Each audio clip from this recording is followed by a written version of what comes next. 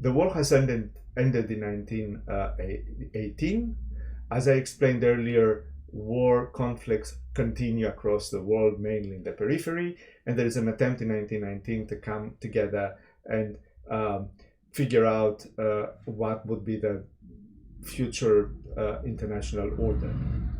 And the boundaries of this new international order are pretty much decided or defined rather by a number of treaties, not a single one, a number of treaties. The most important one is the one that concludes the Paris Peace Conference, and it's the so-called Treaty of Versailles, which deals with the German question.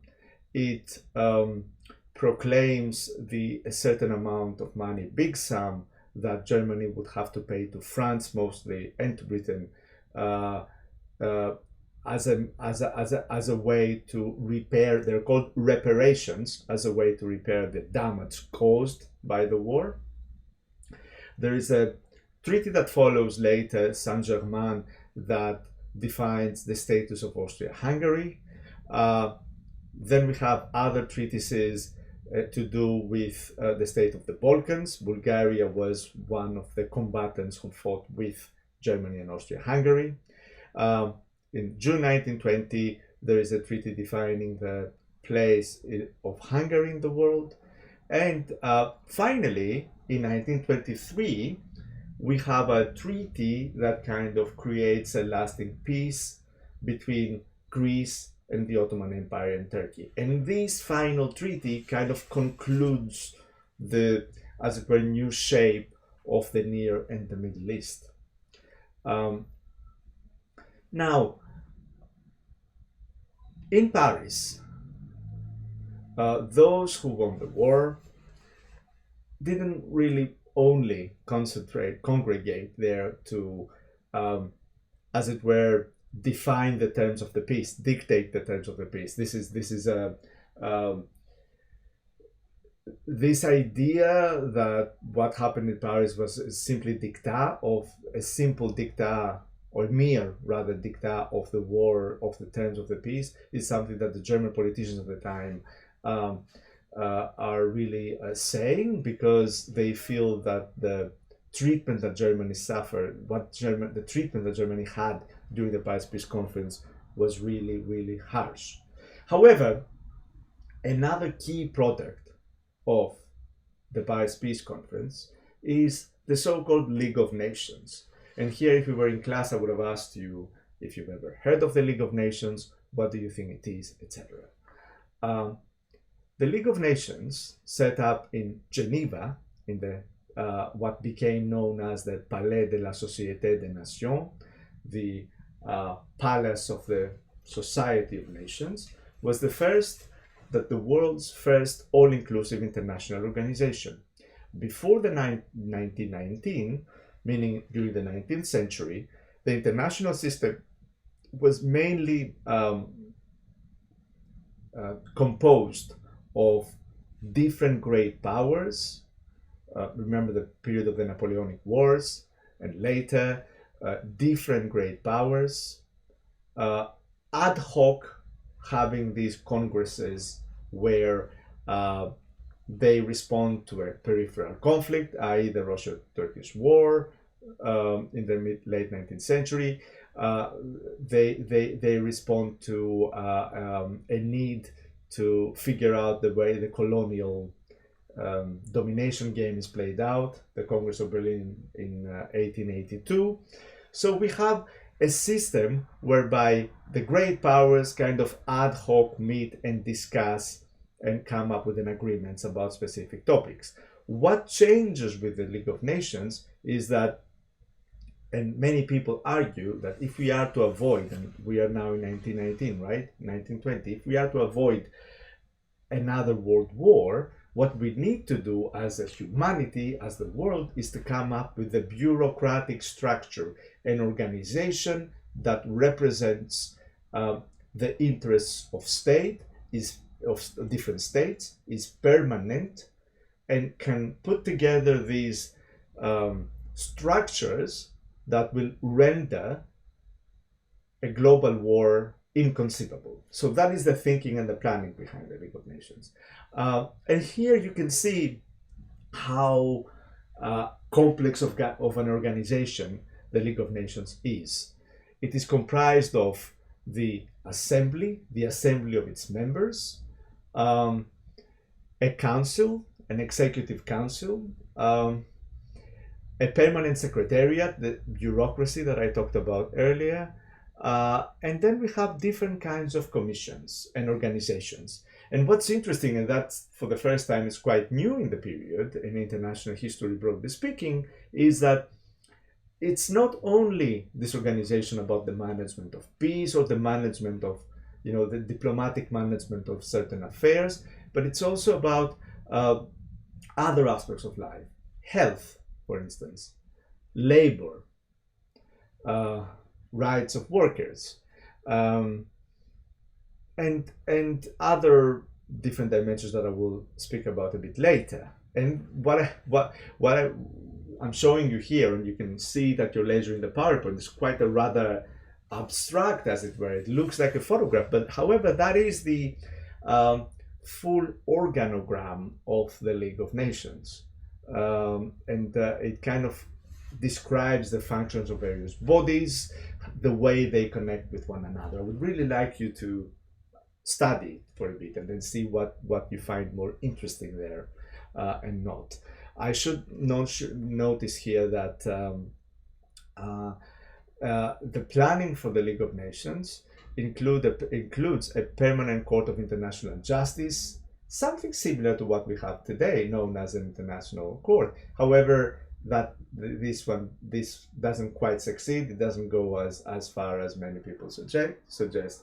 The big problem at the time, the big challenge, is who is included in the League of Nations and who is not included.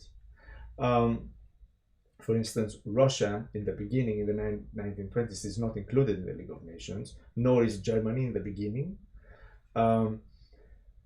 And what kind of reach do these structures have beyond the interests of nation states and national sovereignty? Is there any mechanism, for instance, to enforce decisions that the League of Nations is taking as an international organization, an international body? That's, open challenges. Another thing is how equal are the different members of the League of Nations. For instance, during the Paris Peace Conference, before the setup of this organization is being agreed on, Japan is arguing and putting forward a resolution to get all the members of the League of Nations agree that every single member state would be racially equal. This is called the Racial Equality Clause. That there's no difference between let's say a state like Britain or France and a state that is in Asia or elsewhere, or in Africa even. However, this idea for racial equality with regards to the nation states in the League of Nations, it doesn't really get accepted by the big powers who play a key role in the League of Nations. So remember, the question of state sovereignty.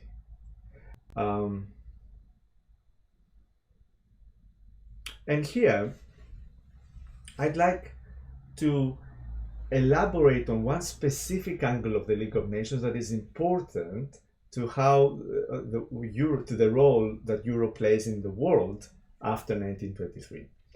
And this is the so-called mandate system. Again, I don't know if you are aware or if anyone has encountered the term mandate system. What do we mean by that? Now, remember the Balfour Declaration. Remember the things I talked about with regards to the Near and Middle East after the First World War. Territories that used to belong to the Ottoman Empire. And after the collapse of the Ottoman Empire, what happens there is that the winners, specifically Britain and France, do not really wish these parts of the world to be independent, to become independent nation states because that would undermine their own imperial interests. So they come up with this system that will be running through the League of Nations called mandate system. And effectively, this means, in simple terms, that certain states or certain entities, autonomous entities, not quite states yet, will be guided, that's the language of the time, will be guided by bigger empires and bigger states. So, for instance, Britain will exercise its authority over Iraq, just to give you an example, and oversee politics in Iraq and Transjordan, what was, and Palestine at the time. And the expectation is that at some point in time, the idea is here, this idea of a benevolent imperialism. The greater, more progressive imperial state like Britain will create these institutions that will allow the locals to take charge over time. So at some point in time, the mandate system will be over because the regional political elites in this part of the world will achieve maturity. This is the thinking behind it. France, for instance, exercises its authority over Syria. And it's a similar concept. But does this apply only to the world in the Middle and Near East? No.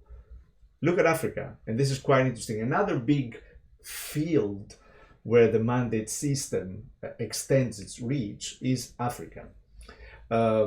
It's quite, I kind of brought these two maps together to give you a sense of where we stand with regard to the greater European states, as it were, projecting their power or exercising their power outside Europe, especially in Africa.